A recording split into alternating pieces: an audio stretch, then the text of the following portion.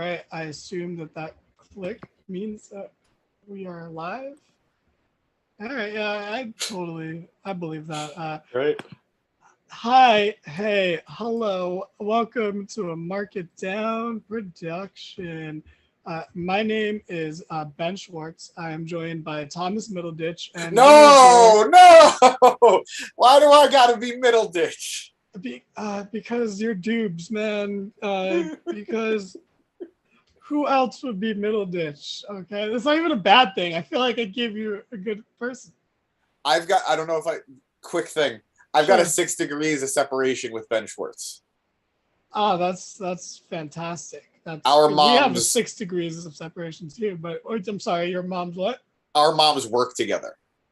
That's amazing. Get him on the podcast. He does Jake and Amir's podcast all the time, so he can do our podcast. It's fine. Absolutely. So we can. He actually spoiled that he was gonna be Sonic on their podcast by That's accident. So beautiful. that's But anyway, not off topic at all. We're here to talk about wrestling, believe it or not. But we're here to talk about Monday Night Raw from August the 22nd, 2022, the year of coronavirus, part three. And it was quite a show. It was quite a show. But before that, we got to give the people some time to get in. You know what I'm saying? You gotta. I'm sharing a link right now, so I'm doing a terrible job hosting. I am too. I'm doing it too. Yeah, no, we are professional. Our producer isn't here live with us right now, so We we're do this big on the time fly. production here, Yeah. but sometimes there's just the two of us. We gotta work a little harder. So as we buy time for people to really get in here before we start talking about nothing. Let me ask you, Thomas, how are you today? How are you doing? I am happy to be back. And just like any big return, you don't know where I'm going to pop up. Most people would expect me on a Wednesday, the occasional Thursday, but here I am on a Monday, and I'm happy to be here with you on what was an exciting Raw. Yes, we'll get into the Raw. I have a lot of feelings about it of all degrees, honestly. But it's good. Let me ask you another question, if I may, before we really get Please into the do. meat and the potatoes of this. If you had a choice, if you had a preference, how would you like to die? How would I like to die? Yeah.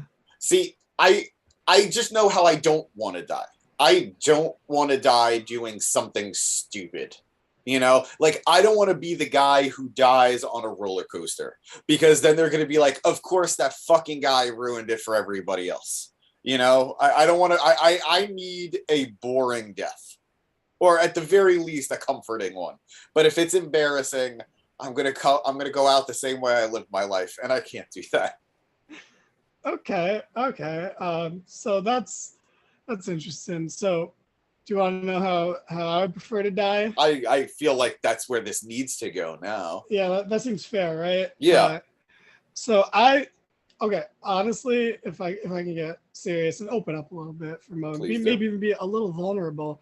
Oh boy. If I had to die, I would like to die, in a sweet way, in a nice way. I want to be surrounded by all of my friends and my loved ones in a house fire. Jeez, you want to take him out with you? So we're going to talk about Monday Night Raw, and we're going to start in not the middle of the show, but around the middle of the show, because there was a giant return, not in terms of physical stature, but in terms of personality and impact on wrestling. And wrestling is the key word here because, well, one, it's a wrestling show, but two, it's part of his name.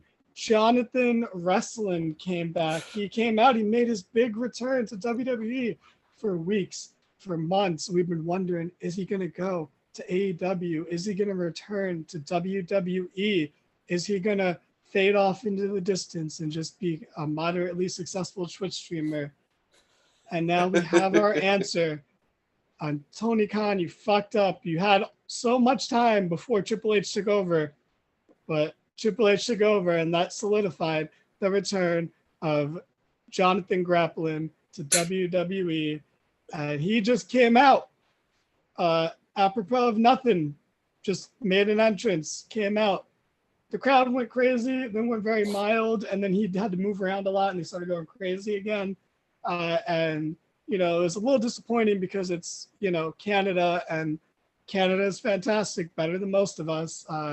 But they were not on their A game tonight. But we'll get into that throughout the show. That'll be a reoccurring thing here and there throughout the show. But Johnny Gargano came out. He's cutting a promo. He's like, hey, I'm back. I'm a dad, so I'm a good guy now, and I'm happy to be here. Shucks, golly gee, what's up, bro? What's going on? And then he's cutting a great promo, honestly. I'm not doing it justice, surprisingly, with my spot-on impersonation of a normal-sounding guy. He was interrupted by a not normal-sounding guy. He was interrupted by a dweeb known as Theory. Still just Theory. He hasn't gotten the Austin back, but soon weird, enough, right? How has that not happened yet? It'll happen. Maybe in this feud. Maybe he'll be like, son, I'm gonna beat you in a match and give you your name back or something. But he comes out, and then the crowd picks up a little bit. They chant, "Who's your daddy?" at him because they've just been, of course, Canada wants the chance to say that back to someone, to a wrestler. They've been waiting, chomping at the bits to do that to someone. And turnabout's fair play, Yeah. But they come out, and then things just got real boring real fast for me. I don't know about you, but I did not enjoy this interaction at all. I will say that I think, because Theory came out and he's like, Johnny, he kept alluding to their partnership in NXT without straight up saying it as much as they should have. No, they said when we were in NXT. They said when we were in NXT together. But like the way this was delivered, it was like he was walking on eggshells, but occasionally he would just put his foot down and like purposely crack one of them, as opposed to just like, I just would have preferred them to get along for a little bit, because there's no reason they shouldn't like each other right now. I agree. It makes it, that's like the basic WWE reset of like, I'm a babyface now, so I just don't like this person I have so much history with because they're not a babyface. Like I would have preferred if Johnny actually just still tried to help him and tried to show him the way. And then when Theory was just constantly still an obnoxious little shit, he's like, you know what? There's no helping you. Let me beat you up and do it. But I'm nitpicking. It's great to see Gargano back. He looked happy to be there. I thought he was fantastic on the mic. I thought Theory was subpar at best on the mic. And I thought this segment was definitely not a home run, but it was a single. It was a hit, I guess. I think it was only the hit that it was because that history exists. If this was Theory just interrupting the returning guy, this would have been a dud, in my opinion. But because there is that history, there is that inherent hook, and I enjoyed it for what it was. But I do agree. I hate that trope of good guys only get along with good guys, bad guys only get along with bad guys, because it's just not real. There is no reason that their history should go down the drain. I do think it was I hate using this word because I don't think the segment overall was, but it was a little more nuanced than just I'm good guy now, so I don't like you. Gargano seemed genuinely excited that Theory was in the ring. Gargano seemed super happy that his son from the way was in this segment. And then Theory just acts like a dick, and Gargano's like, all right, I'm not putting up with this. So it's not like he just turned on him. It was just Theory pushed him, in my opinion. But I didn't like that Theory was pushing him. The guy who has nobody who likes him should not be like pissing off the one person who is actually happy to see him. I think that's a great point you have there at the end. But I would like to push back a little bit on the fact I don't think Gargano ever showed any interest in actually being nice to Theory. I think he, from the moment Theory's music hit, had that look of like, I'm gonna kick this guy. I never bought for a second that he was genuinely happy to see him. It really didn't come off that way to me in this at all. Especially because every time he didn't answer Theory much, you let him talk for the most part, but every time he did, it was patronizing off the bat, and it never felt he never felt genuine, and that's what I really wanted. I wanted them both to show some sort of genuine happiness to see each other because Theory, I give him some shit, but he's not as bad as I make him out to be. But he's very one note and one dimensional right now. And he was especially tonight. Yeah. Tonight. I felt, yeah. So like I would have liked a lot more, but I did love Gargano's natural reaction to the "Who's your daddy?" chant, where he pointed himself like, "Me is talking about me." That was very good, and that's why I think he, one of the many reasons I think he hit a home run of this, or he had a really good hit off of a bad pitch that was thrown at him. Yes. So, also real quick, this is stupid, but Johnny Wrestling is his nickname. I've skirted around it so far. Wait, really? Yeah. So No wrestling, idea. pretty straightforward. It's what the show is. It's wrestling. It's the sport that we're watching.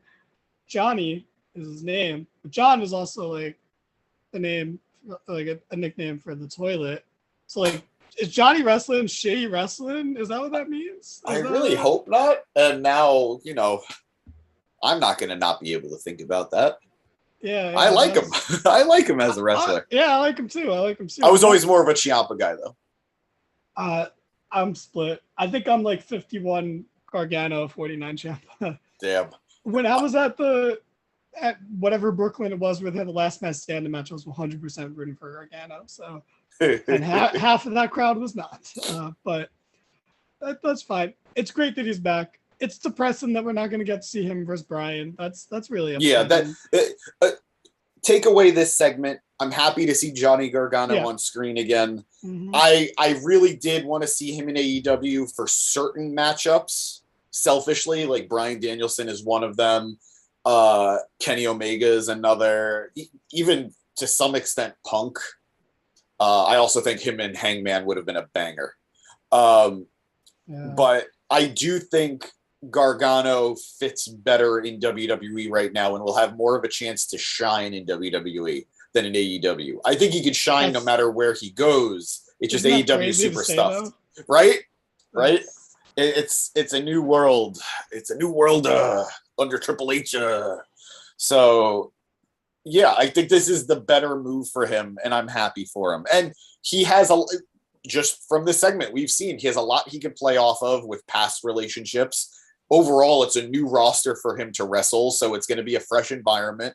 And who knows? I don't know if this means Candice is going to follow. I don't know if they're going to we had Ciampa the segment before, along with Dexter Lumis, another member kind of the way. So there is a lot of dynamics for him to maybe play with. So good for Johnny, good for wrestling, good for Johnny wrestling.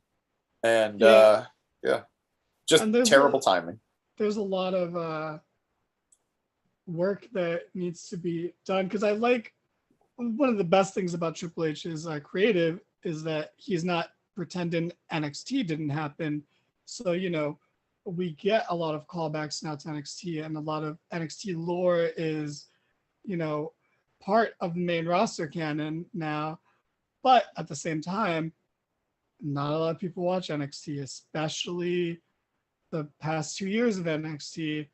So a lot of people aren't going to know the way, and so you do have to do a little extra legwork to, make the rest of the audience care about that. You're not always going to get a Canadian audience that knows enough to care about this.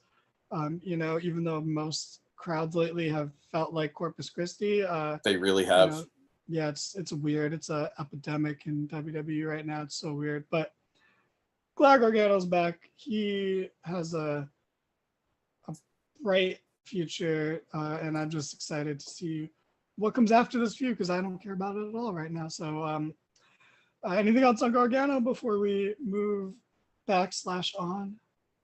He is a favorite of Triple H's, and he is objectively a great worker. And he's come a long way on the mic. He has all the skills to be a main eventer, and he has all the skills to be a big deal on the main roster, especially when he has the chance to. I don't think he would have had the chance to under old management. So I have high hopes for Gargano. I I don't know why they debuted him in the middle of the show with like no hype around it, but I think that was just they wanted him to have his moment and not have to bounce off of anybody else. But I'm excited that he's back.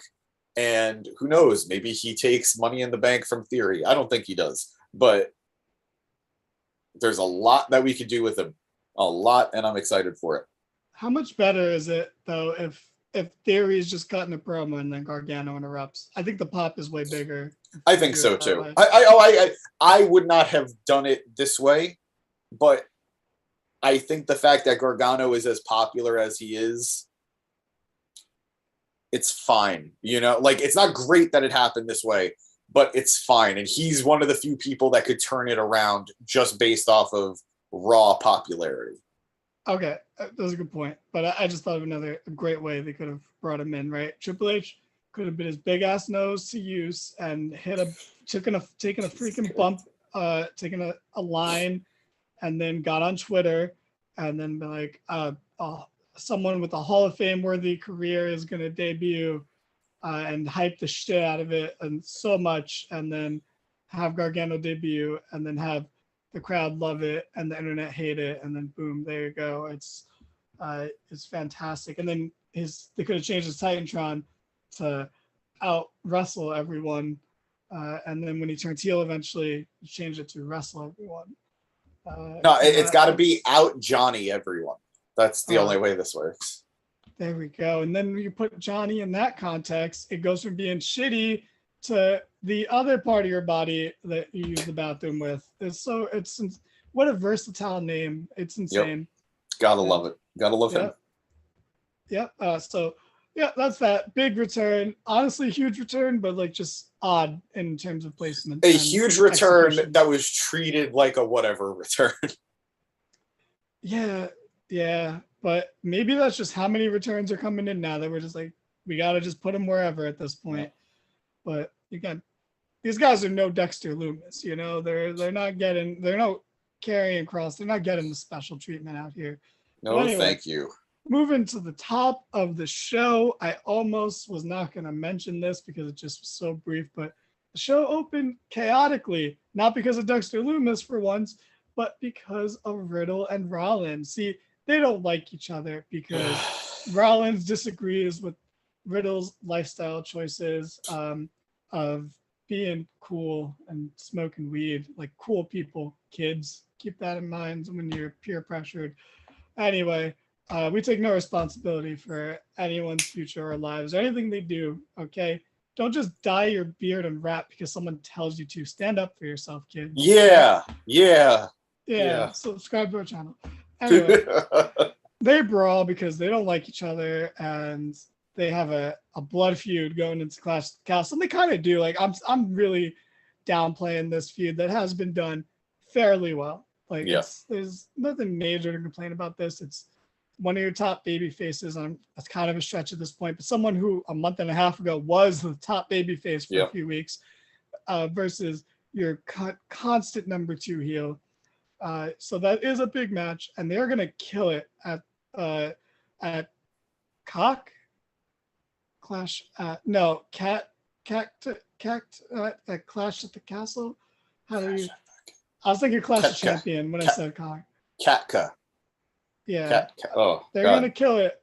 They're gonna kill it at the Clash. They're gonna rock the Casbah at the Clash, and they just brawled because they couldn't get along, and that's fine. That's a good chaotic start to Raw. And I've noticed in this few weeks that we've had Triple H in charge that a lot of his booking techniques so far are just what Paul Heyman was doing when he was in charge of Raw for like 5 weeks. You know, I forgot the first one now, but this is the second Paul Heyman thing that he's just straight up ripped and is gonna get credit for. The big thing that was reported was that when Vince kicked out and Stephanie took over, she's apparently got a great relationship with Paul, and many expected Paul to either officially or unofficially take on a bigger role backstage. So maybe this was a Paul move. Maybe, Triple H is the big guy in charge of what the show's going to be, but he's got his ear to the ground and he's listening to what the Paul Heymans have to say.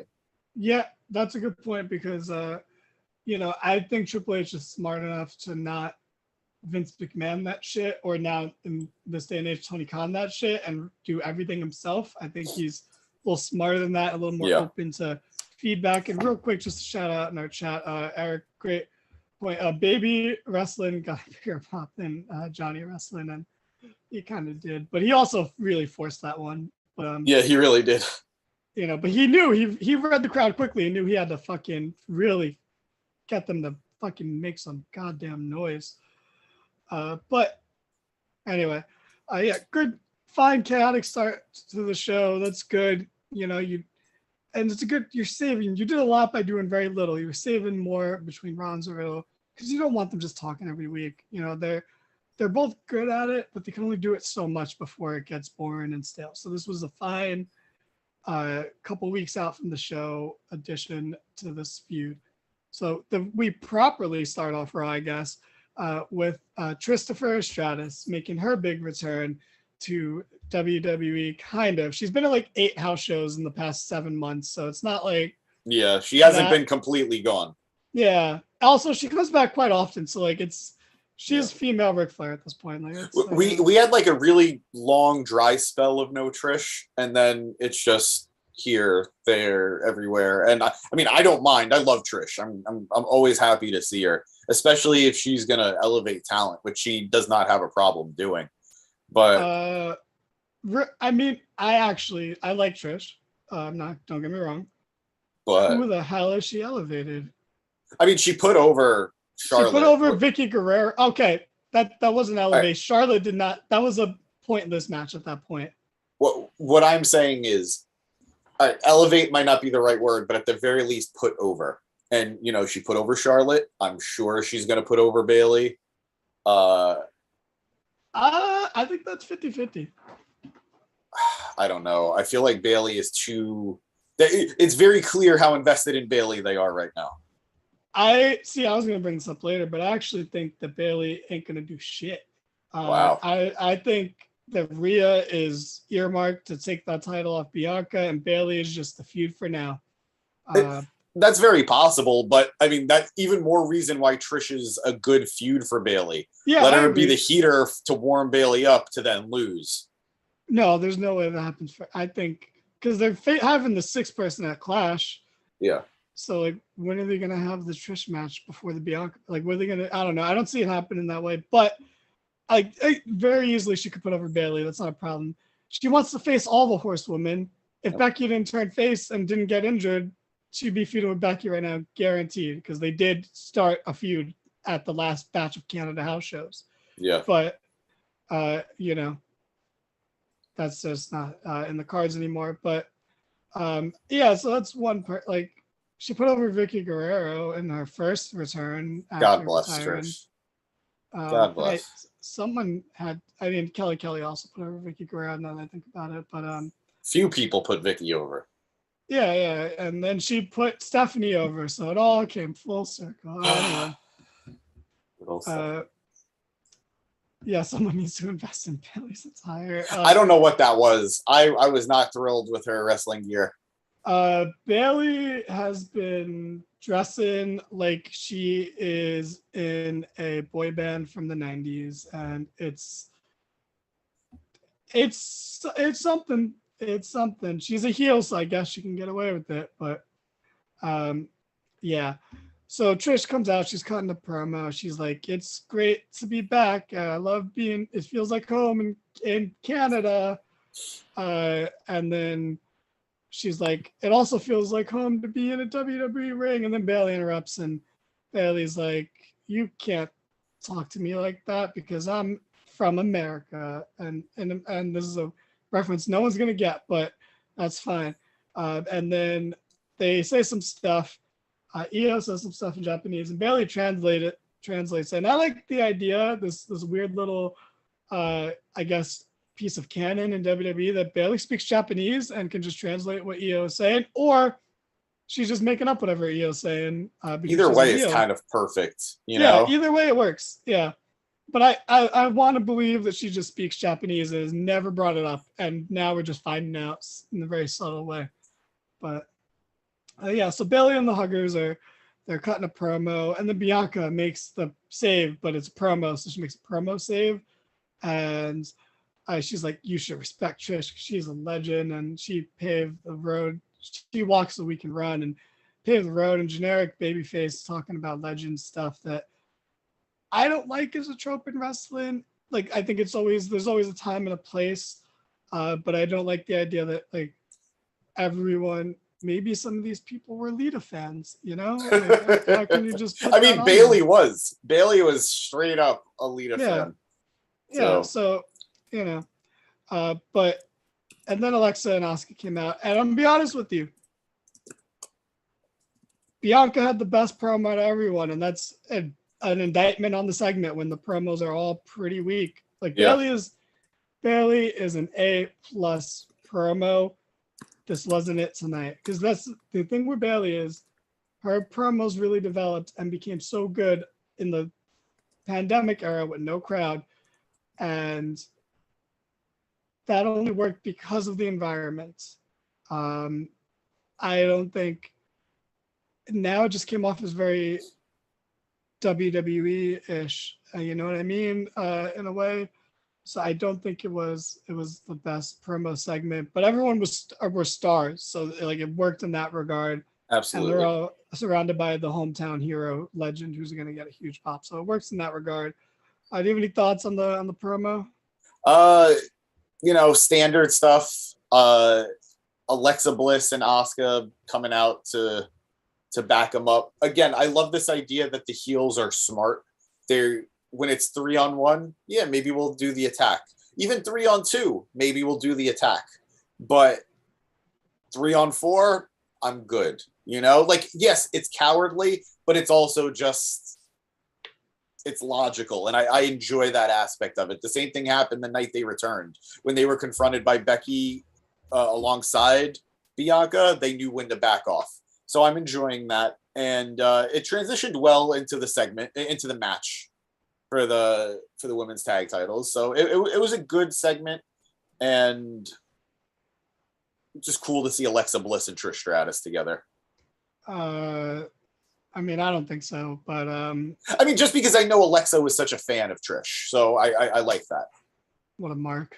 But I know I didn't think it transitioned well, just because there was like an awkward silence for about 6-7 seconds before Trish's music hit.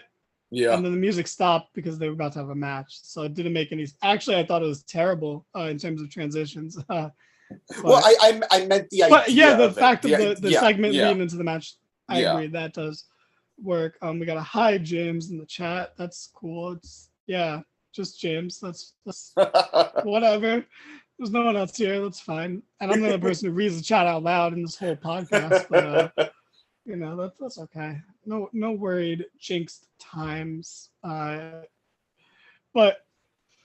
yeah, so we went into a match, and to be honest with you, I had a lot of problems with this match too. There was a fun stare down between Asuka and Io Sky in the beginning, which is really nice if you know their alleged history and dislike of each other from the past. But that didn't play into anything. It's just, if you know kind of thing. And I don't like saying that, but so that was nice. And then that was pretty much it. There was a lot of cutting to commercial breaks. Cut a commercial break within 2 minutes of the match starting, so that's not a great start. They cut backstage, and for some godforsaken reason, Tamina and Dana Brooke are watching the match, which you could say, oh, it's because there's the second chance battle royal on SmackDown. But no, they were doing that last week too, and it doesn't make any sense. They're fucking jobbers. They're literally they are the 24/7 title division. This is a serious faction.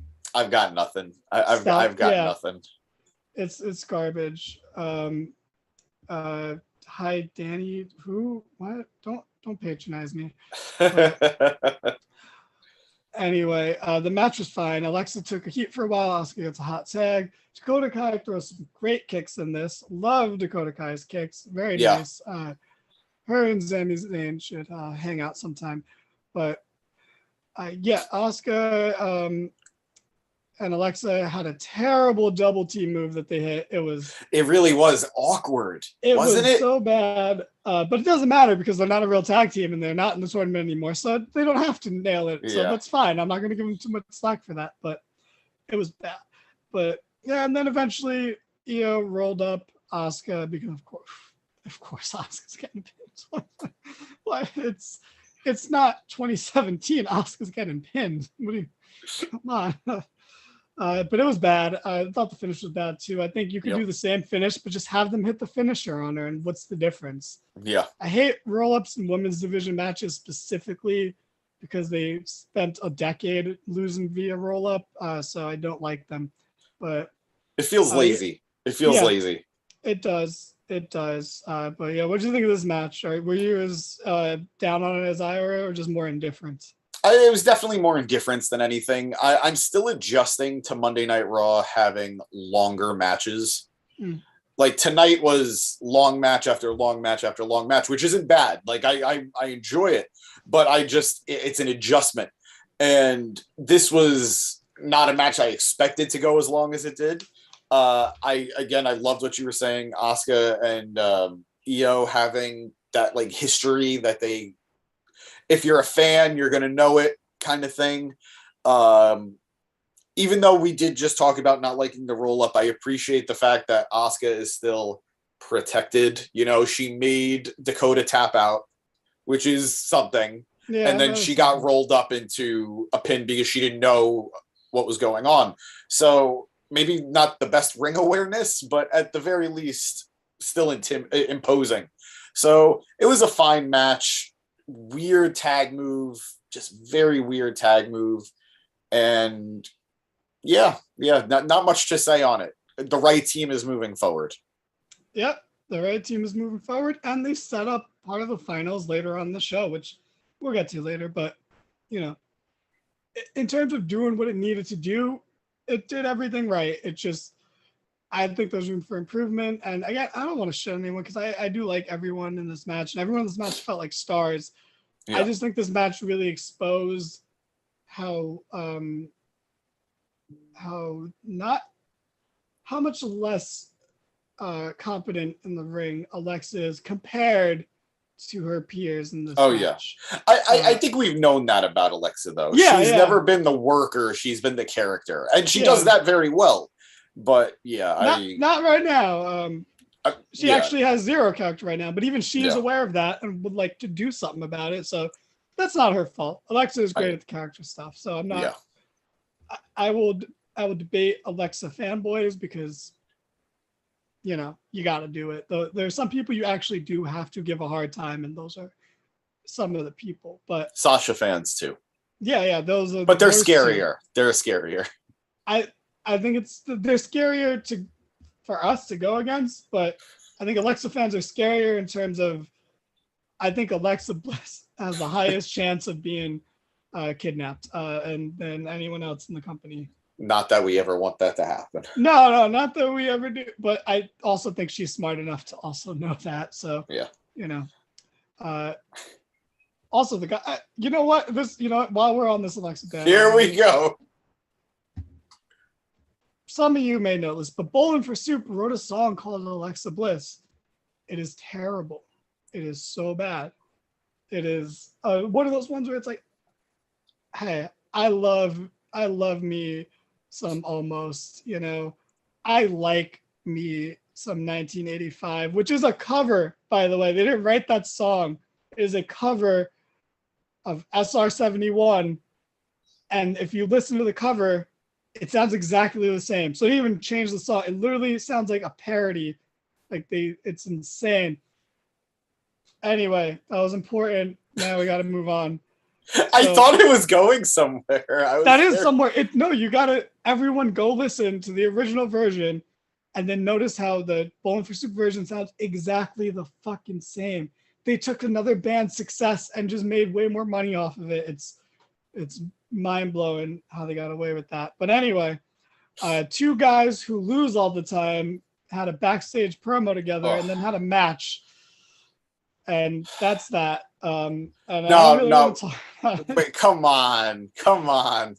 There is stuff to talk about with it. Okay, I will say that Ziggler had a funny line in Yes. his retort when after Balor made this whole thing about Ziggler being another veteran trying to steal younger guy spotlight, which is a good promo and a good character beat to go off, but it's on Dolph Ziggler, so, and then he called him kid in a patronizing way because that's what veterans do. They call people kid. That's what Dolph did to Theory for weeks, and then he called Dolph a kid, and Dolph Ziggler was like, "Kid, we're like the same age." I loved it. I loved Yeah, it. I thought it was fantastic. Actually, it was one of the best things Ziggler's done since he returned. But they had a match and it was fine. You could even say it was good. It's just so hard with Dolph. It's just so I love him. Like I sound on this podcast, I sound like I don't like Dolph. I love Dolph. It's just it's too long, man. It's been too long. I resented this match for happening. Yes. Because one, I knew it was going to be good, and I thought it was good. I enjoyed the match. But neither man can afford another loss at this point when they have just been eating pin after pin lately. It's been rough to be a fan of either guy. Finn needed to win more than Dolph needed to win because Finn is actually doing important things. Yeah, he's doing something. He's doing important things. He's fucking backing up Rhea Ripley. Are you kidding me? That is important. That is genuinely important. But Dolph has been having good matches, just he's been losing, and he's been, I can't even say he's been directionless because his story has been consistent. It's been theory focused, but it's neither man needed this match tonight. Both men should have wrestled tonight and both men should have won against someone else. But my favorite part of everything from the backstage forward, other than we're the same age bit, typically when Dolph cuts a promo, he either overacts or he looks like he could not give less of a shit. When he slapped the crap out of Finn and then says to him, "Are you just going to lay there and be a little," what was it? Like, are you going to come out or are you going to be a little bitch and lay there? I think it was something along those lines. Sure. I totally was still paying attention by that point. I thought it was the best executed Dolph Ziggler line in years. And, I resent the fact again that Finn won with help from Rhea Ripley. Don't get me wrong, the heel should cheat. That's fine. I don't mind. But I want to believe that Finn Balor can beat Dolph Ziggler without cheating. Yes, that would be nice. And I agree, but since the whole thing lately has been to put over Rhea and make her seem like the monster of the group, that's fine with me because that's her job now. And there's not enough fucking jobbers in the women's division for her to squash right now. So, we'll talk about Rhea again later. So that's fine. Also, you know what? Hey, the kick out of the zigzag was an amazing near fall. I never thought for a second the match was over, but it was timed perfectly. Fantastic. Nice transition too with the coup de grace into the zigzag. A good spot. Absolutely. So, but Balor wins because he should win because Dolph Ziggler actually doesn't need a win. Dolph Ziggler needs a vacation, a permanent one. Again, as sad as it is to say that, I love you, Dolph. I love you. What's the point, man? Actually, no. The point is that Bobby Roode is going to come back and also beat Dolph, and then he's going to get pushed like crazy because it's Triple H in charge, and we got a lot of Triple H lookalikes on the roster, but he loves him some Bobby Roode too. Was there ever an explanation as to why? There was nope, okay. Not at all. Never. I didn't think so. Rhea is going to pin Dominic Mysterio 100%. Like that's the build up to who Rhea's going to face, who came out at the end of the show, and we'll get to. One of the build up matches that is definitely going to be Rhea just beating Dom. I mean, they joked about how Dom's enjoying getting beat up. I love that they're leaning into it. Yeah, thank you. I love that they're leaning into it because there's so much meme potential, and two, it's just another dynamic for Rhea to play with, which I love. I think she's very capable of. Rhea is very in touch with her specific fan base. Yep. And she knows her fan base is a little weird, a little freaky, and I don't even mean that in a demeaning, insulting way. It's just people are into what they're into. Rhea's aware of that, and she literally admitted, I don't know if it was an interview or on like Twitch or on Twitter or whatever. She's like, yeah, I know how my fan base is gonna react to things, so I'm playing into it. Like we joke. She even said like they all joked about how the Dom stuff and how like yeah, let's just lean into it. So they're very very self aware. Rhea Yep. is just on fire right now. So yeah, fine stuff.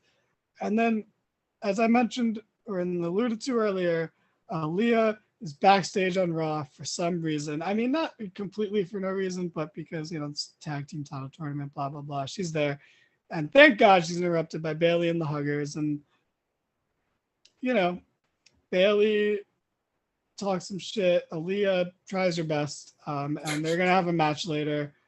And then there's some of the Dexter Loomis shenanigans in the background. You see like security and personnel like going over something. I looked like they were trying to, almost like plan like how to keep this guy out of the building. That's good because I fast forward through Raw a lot as these are I think still called Raw fast forwards. So I do miss some of these things, and because It is. I don't care about Dexter Loomis that much, it doesn't bother me, but like when it was like Bray Wyatt and the Firefly Funhouse stuff, I was super into it. I'd make sure I would catch that stuff because, I think one guy is a fucking creative genius and the other guy is fine. I'm giving him a chance. I'll see how it plays out. I'm not going to have a strong opinion on Dexter Loomis yet, so I'll give him a chance. But yeah, it's fun stuff. And then before we move on, I want to ask Thomas. We'll take almost a break in a way. Can you tell me a story? Can you tell me like one of the most embarrassing thing that's ever happened to you? God, it's hard because so much. Why don't you lead? What's the most embarrassing thing that ever happened to you? Okay, so it's fitting because it's summertime, but like a couple years ago, I was at the beach, bright summer day, mid-July, good times. I'm not a huge beach person, but when your friends ask to go to the beach, you go to the beach, Yep. So I'm at the beach and I just see this girl, unbelievable, like so beautiful, complete smoke show, just gorgeous woman, and I don't know her. And I just look at her and I'm like, oh my God. And then she looks at me, make eye contact. So I thought, and she waves. And I'm like, oh shit, what? Like this doesn't happen to me. Like what? Like what's going on? So I waved back. And then I realized she wasn't waving at me. Oh. She was drowning. I didn't see it going that way. I hate that I fell for it. So Chad Gable comes out and he's having an open challenge for whatever reason. I thought this was a tag team open challenge, but it was just for Gable. And out came Canada's own Kevin Owens, and one of the few big pops of the night. Yeah. It was just great. It was no Sami Zayn on SmackDown, honestly. Which the crowd was begging for tonight too. Yeah, but I think the crowd needs to slow their roll and realize that this is a slow burn and it's going to be the most beautiful fucking thing that actually has me invested in Roman Reigns again. Like, just thank you, Sami Zayn, for making me care about Roman Reigns again. That's good. But anyway, fucking, he comes out, piece of shit, Chad Gable. They have a great match because, of course, they do. Kevin Owens wins because, of course, he does. Otis immediately attacks him after the match, but Owens takes care of both of them. He stuns Otis. He power bombs Gable onto Otis, which is not as deadly as the ring apron, so I don't think Chad Gable is going to miss any significant amount of time. But fun match. Just you lean in to the hometown hero because we really don't know what Kevin Owens is yet. He is the most tweener of everyone on the roster right now. Yes. He fought top babyface Drew McIntyre last week, and now he fought heel Chad Gable this week. And I want your thoughts on the match, Thomas, but also didn't Gable have this coming? Owens is still mad after the lie detector test situation. So that's continuity right there. It actually Yes, makes it is. sense for him to come out and want to beat the shit out of him. I love this for a lot of reasons. One, I think Gable is one of the best, most underappreciated wrestlers on the roster. Two, it's great to see Kevin Owens getting such a huge pop after what feels like waves of ebbs and flows of indifference sometimes with him. Loved it. I love that they, like, you're right, this was definitely a hometown hero bit, but it was also like they didn't play that up as much as if this was Kevin Owens, the fighter, answering a call to fight. And that was a much better angle for Owens. Yes, he got the pop because of where he's from and where they were, but what really his motivation was to fight, and he fought, and he was dominant. He took out Gable. He took out Otis. He took out Otis with Gable after that. Great bit, made him look like a beast. I feel that they are really finally starting to slowly rebuild him. Going to the chat, acknowledging him bringing back the tape shirt, like that old aesthetic. This feels like the Kevin Owens of old, which is greatly missed. I love how versatile Kevin's moveset is. He is a brawler. He is a power guy. He is a high flyer. And truth be told, I love that he went to the skies twice and it paid off the first time. And then he went to the well once too many, and then he got countered. The Swanton got countered. I love that, and because it shows how smart Gable is in the ring too. So this was a good bit, a good back and forth match with mostly Kevin, and I want to see more of this. I want to see more. Like Gable, we know how good he is in the ring. We're starting to see how funny he is on the mic too. That's more of a recent thing, not a new thing, but more of a recent thing. So let him do these funny open challenges every week, where every time he challenges somebody tougher and scarier comes out and challenges him. They have a good match, but Gable loses. It's a very fun spin on the open challenge, trope. So yeah, keep but then this coming. it's gonna be Veer Mahan, and then it's gonna suck after that. But is Veer still a thing? Technically, I think they're building towards a Veer Omos match, but on main event. Probably. Well, see, the thing is, all the people that Vince really liked are only on TV like every couple weeks now under Triple H regime. So, but I like what you said about Owens' moveset. I actually really agree with that, because there's a lot of moves that he used to do when he first came up that he just stopped doing for a long time, and like the fisherman suplex off the second rope. Love that move. I love that move because he does it. He slowly falls and turns. Like he doesn't like jump into it and do it fast. He just slowly, methodically turns. It's a beautiful touch on that move. He does so many things so well. And yes, I don't know if you saw that, Kevin Owens and Sami Zayn hugged after SmackDown and played, but that's playing to the live crowd in the dark segment. Like that's fine because, but the Sami Zayn face turn is the stuff of legends, to the point where I, for the first time in years, believe that Sami Zayn can be a main eventer in WWE. Again. And it actually happens. Not again. He's never been. When has he ever been?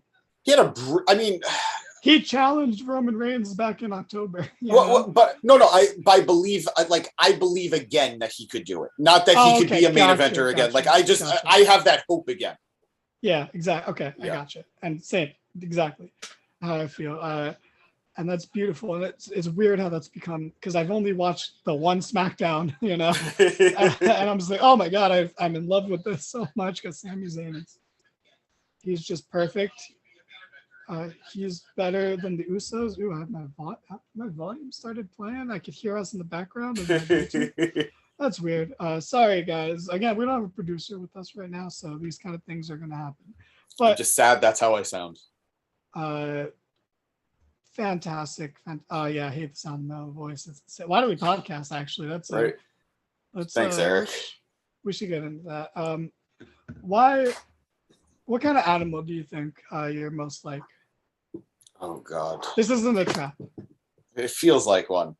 Um, I I think I'm like, see, my heart says otter, my head says dog, so I'm gonna go with like an in between and say sea lion. Okay, I was thinking groundhog, so that's Okay, fine. Um, I you. don't know. Uh, we don't have time for this. We got to move on. Anyway, Jesus Christ. Okay. um, I actually did have an answer for that, but I can't. I can't think of it right now. I'm like the Professor Calamitous from Jimmy Neutron because I don't finish anything. But anyway, Digging deep.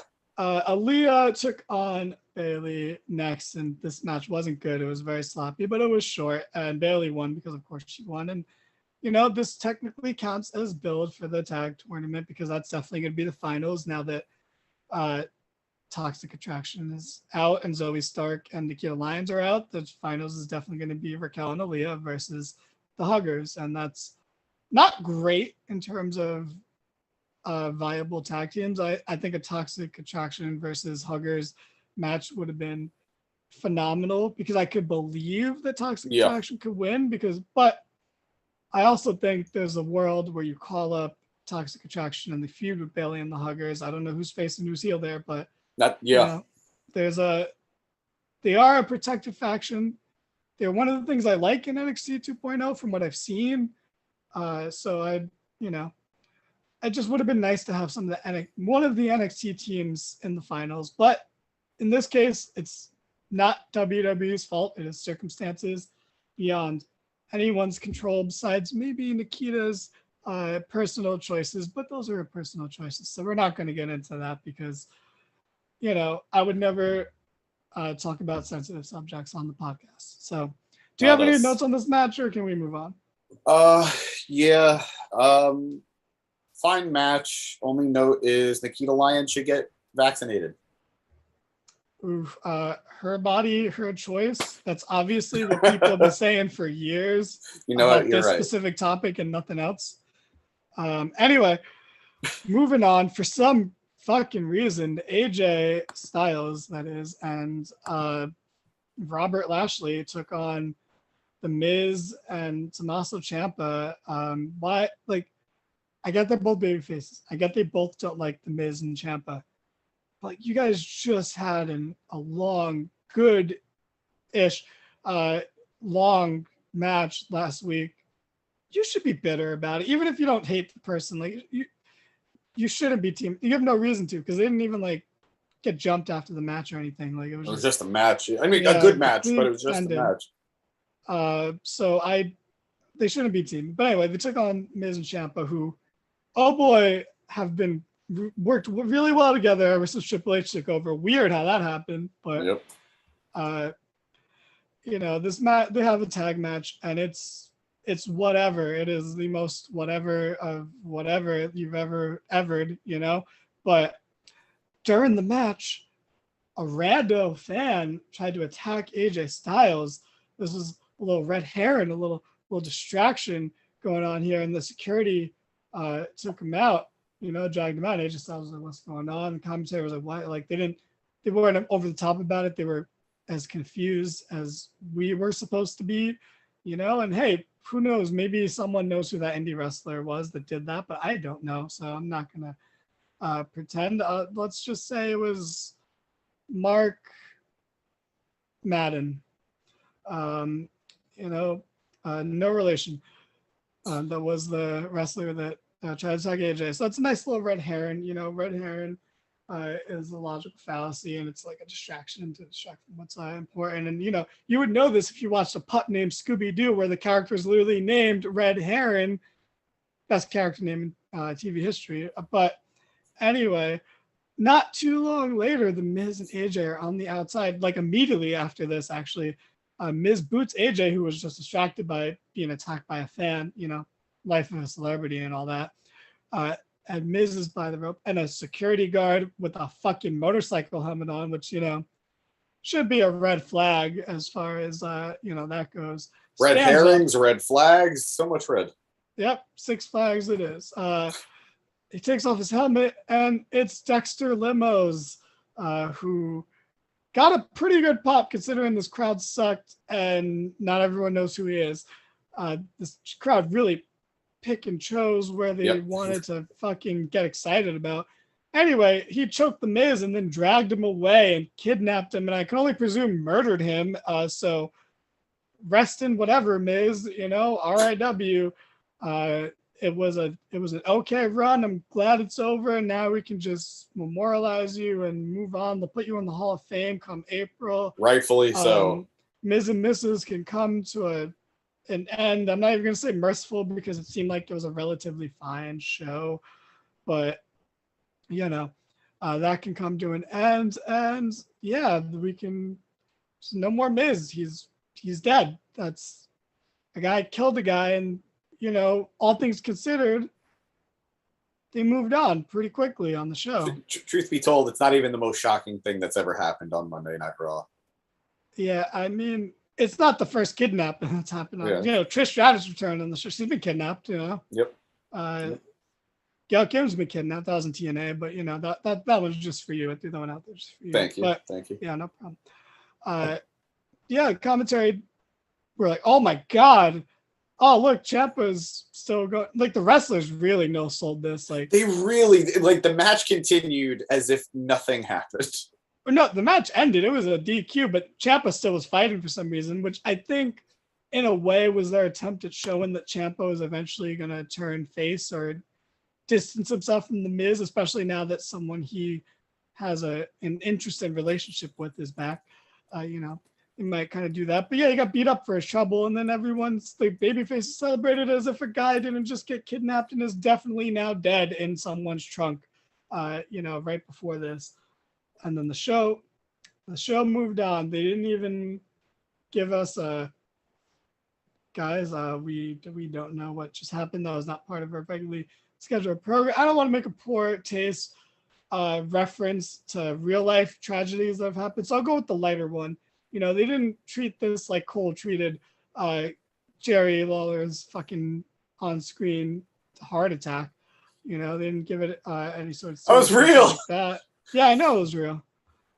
But it's a lot lighter than Owen Hart, so I went with that one. I guess, but we could have talked about Michael Cole talking about JR's or JR King's anal bleeding. That one was at least lighthearted. That's terrible. That's terrible. You should feel bad about that. But anyway, so yeah, like I said, they kidnapped the Miz. No one seems to care. But what about the Dufresnes, man? They're missing. Who could eat at a time like this?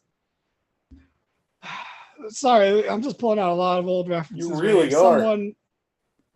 If anyone in the chat can get that, please write in who said what that's from.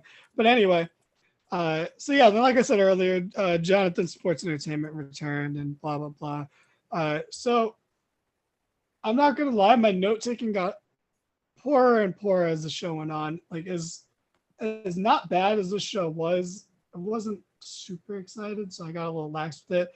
So I believe all we have left is the main events, which was Damian Priest, proud-ish New Yorker, taking on Edge, someone who knows where he's from. People from Canada never really talk about being from Canada, so how would we even know? But they had a match, and this match, I would say, was probably Edge's second or third best match since returning. I agree. Easily. That being said, I hated a lot of it, honestly, but that's because it was a TV match, and they would hit an insane fucking spot and then go to commercial. Damian Priest hit his finisher through the announce table the same way they wrote Edge off the first time, and they just went to commercial and they came back and it was a regular match still. Yep. Fuck that shit. That is bad. That is inexcusable. But Edge had a Canadian destroyer, or in this case, just a destroyer because of they're in Canada. Who he is and where they are. So cool shit. Fantastic stuff. Terrible formatting. I'm not a big format guy. I literally would just have the audio of this fucking live stream playing in the background, so I can't talk too much, but like, come on. That really pissed me off in what was otherwise a fantastic match. Uh, but do you want to wax poetic about this match real quick I agree. This is before we one of get to Edge's. the end of the what happened after the match? This was one of Edge's better matches. There were some fun spots in it. There were some missed opportunities. The commercial breaks really did hurt it. I understand the idea of wanting to build suspense as you're going to a commercial break, but those breaks just took me out of it, and I wasn't waiting. Like, I wasn't sitting on the edge of my seat. I was just like, I can't believe they did that. I loved Priest hitting the Unprettier somehow better than I think Christian has ever hit it. What's called the Unprettier, not the Prettier. That's fair. Vince would agree. I loved Priest going for the spear and getting countered into his own finisher by Edge. I thought that was a really fun spot. I wasn't crazy about the chair being brought into the match. One, it felt very forced that Edge would hit a crossface with the bar. Like, come on. It felt forced. But even beyond that, I also hated the fact that he left the piece in the ring for Priest to hit him with it, because that's so un-Edge, the rated R superstar, the ultimate opportunist should know better than to just leave that, one, as evidence, and two, to be used against him. So weird little bit, but overall it was a good match. The Destroyer was fun. These two have good chemistry. There are taller guys comparatively, Edge is a tall guy, Priest is a tall guy, so it was nice to see that back and forth, that dynamic. You don't see it that often, especially because they're not hosses, and they're really smooth with it too. Yeah, exactly. So they had a good chemistry. Edge has been wanting, I think, this match for a long time. He's been naming Priest for a long time, way before Judgment Day. He's been talking Priest up, so I think this match has been on his radar for a long time. Good stuff. Right guy won, especially as they move forward into more, as this feud continues. And yeah, very much enjoyed it. Yeah, I agree with a lot of what you said. A lot of this, like, big story spots in Edge's matches have been really forced since his comeback. But Edge has a style, and it's good. And Edge was telling some of the best stories in ring at a time where not a lot of people were doing that. Yep. So as much as I've given him shit since his comeback, it's not like I'm not grateful from the back. I don't appreciate his wrestling style or ability. But post match Edges, because ultimately he'll always be a dick, kayfabe wise. Yep. He wanted to injure the poor innocent Damian Priest, and he was did nothing wrong in his life. Yeah, like, he tried to do Edge is the Jungle Boy in this scenario, trying to injure a poor innocent person with a chair, with a concerto.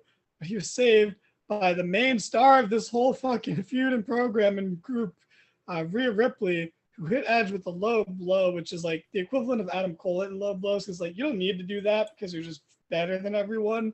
I'm just doing it anyway because I can, because I just, man, if there was power, if we were using like, game rankings, like, Edge is the Hall of Famer, so it'd be like a 94, 95, Finn's an 89, Priest is an 87, Ray is probably 88 generously because he's a legend.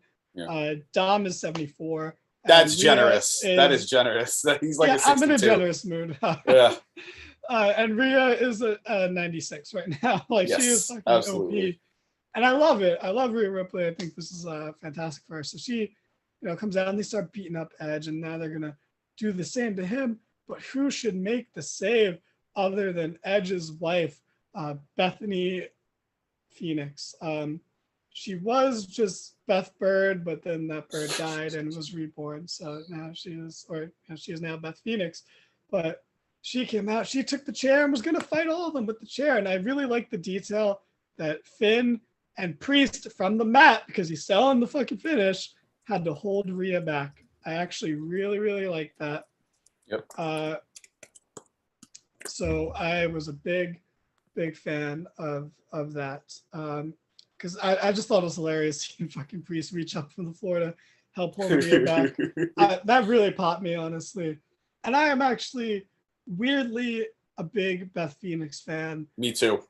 So I'm always happy to see her. I still think she's better than 90% of the roster. So, as much as she was a good promo for a time and maybe isn't a good promo for 2022 standards, she is okay. But in ring wise, she still holds up in 2022 standards. Absolutely. No one is smoother and protects their opponents better than Beth Phoenix. So, and no one is better to face Rhea Ripley and put her over than Beth Phoenix.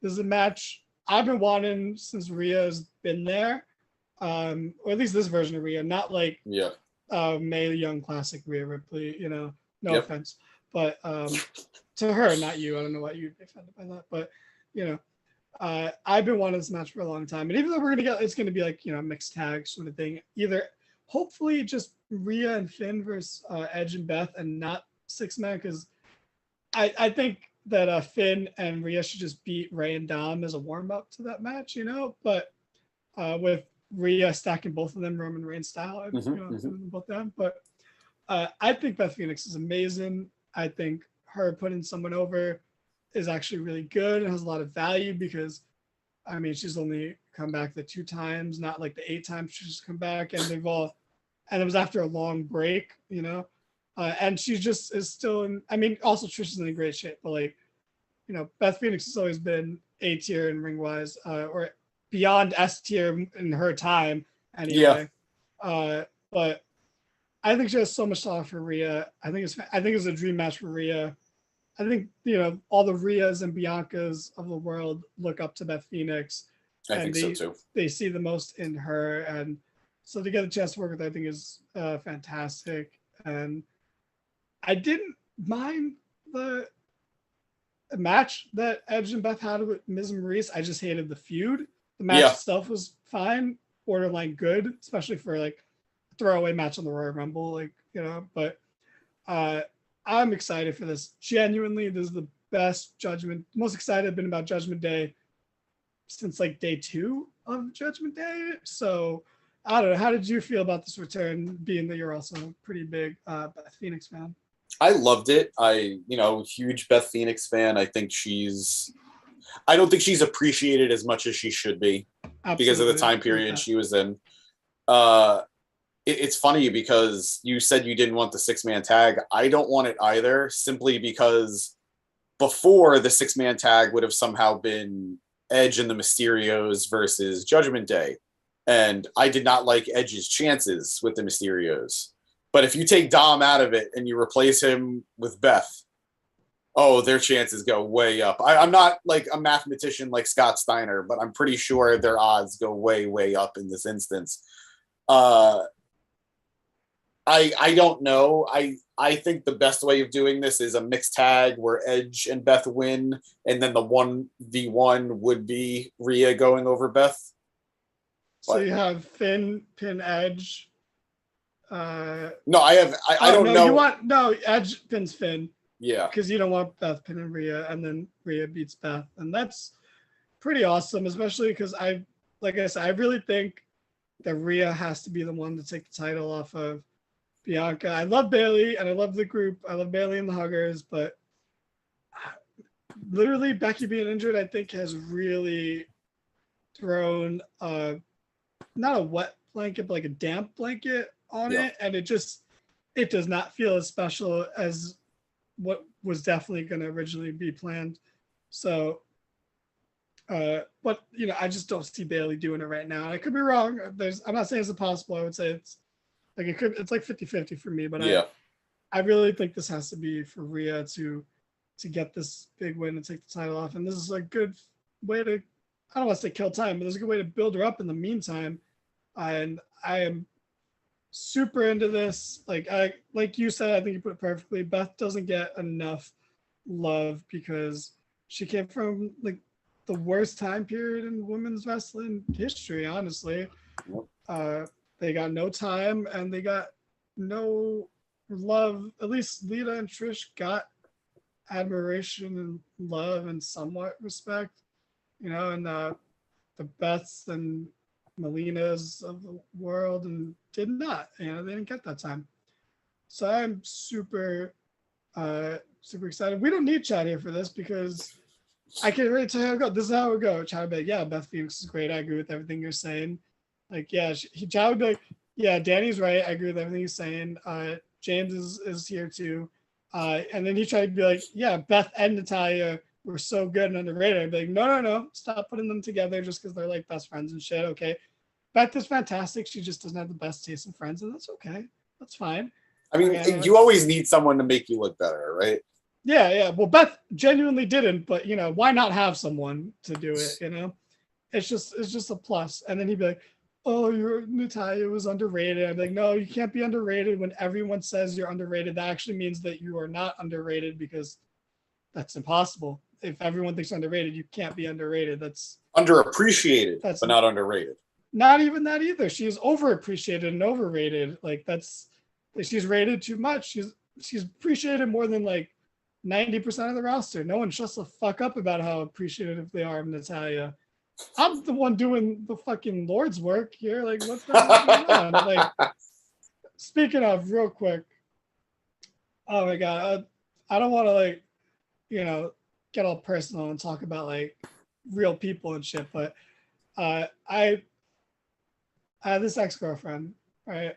And she was like super religious, and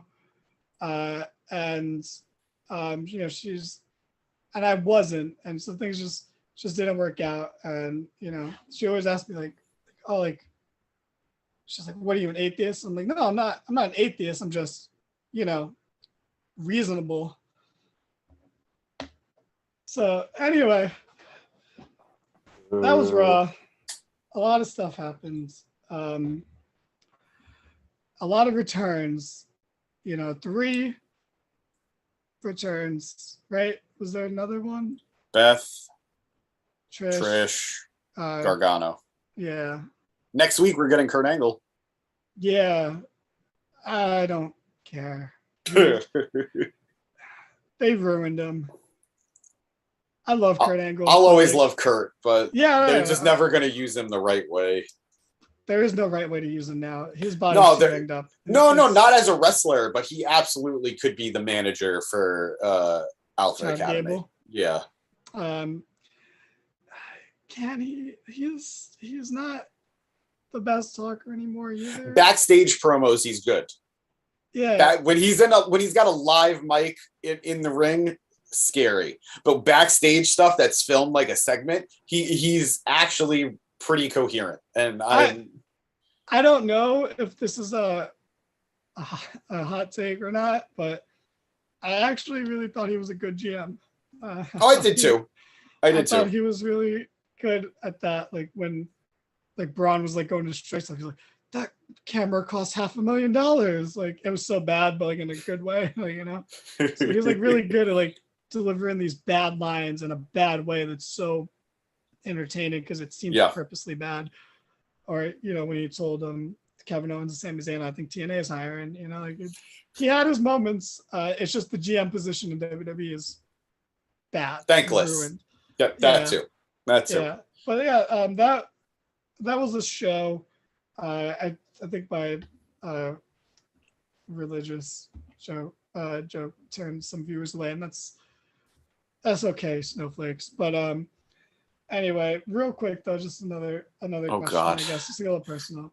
Your mom's a teacher, right? She's not a teacher, but she works in a school. Gotcha. Okay, so works in school. That's cool. My mom was a flight attendant, and she actually should have been on one of the planes that crashed on September 11th. At least I think. But anyway, that's our show. Good night, everybody. My mom really was a flight attendant, though. I believe you. That part's true. That part's true. Guys, don't worry. Those were all stolen jokes. Don't worry about it. It's okay. You can't cancel me over it because you didn't cancel the original person over it. So Jesselnick? Who? Ah! Good night, folks. Go home. Feed your pets. Be kind to animals. Don't drink and drive. And pick up after your dogs. Good night.